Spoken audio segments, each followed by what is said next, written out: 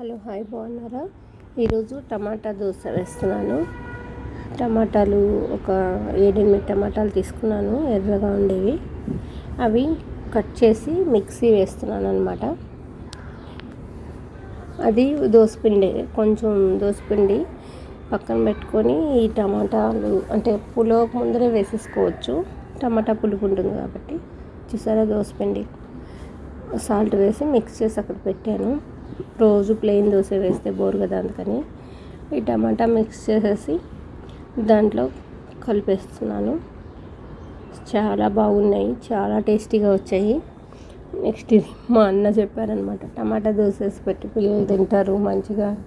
చిన్నప్పుడు పిల్లలు తినట్లేదు అంటుంటే, ఎర్రగా ఉంటుంది దోశ తింటారే పిల్లలు అన్నాడనమాట. అప్పటి నుంచి ట్రై చేస్తున్నాను నేను. జీలకర్ర ఇవన్నీ అక్కర్లేదు, కాకపోతే మనం వేసుకుంటే మంచి టేస్ట్ వస్తుంది. జీలకర్ర, సాల్ట్, టమాటా గుజ్జు వేసేసి బాగా మిక్స్ చేసేసాను.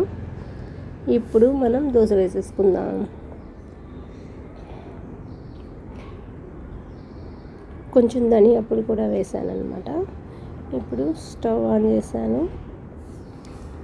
చాలా మంచిగా వచ్చాయి దోశలు, చాలా టేస్టీగా కూడా ఉన్నాయి. చూసేదానికి పిండి తెల్లగా అనిపిస్తుంది కదా, దోశ వేసిన తర్వాత కాలిన తర్వాత చూడండి చాలా రెడ్డిష్గా వచ్చింది. టమాటా ఉంది అని తెలిసిందనమాట. ఫ్లేవరు తింటుంటే మంచిగా ఉందన్నమాట. చాలా మిక్సీ చూసారా, మెత్తగా వేసేసాను నేను టమాటా కనిపించకుండా. ఆయిల్ వేసి మంచిగా ఫ్రై చేసుకోవాలి.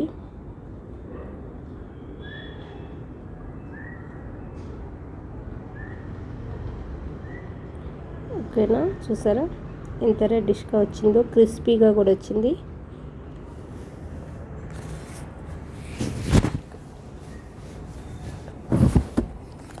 ఇప్పుడు మళ్ళీ ఇంకొక దోశ వేసేస్తున్నాను. పెద్ద పెద్ద దోశలు హాయిగా మంచిగా పెద్దగా వేసుకొని తినవచ్చు. దీంట్లో చట్నీ చేశాను కదా నేను.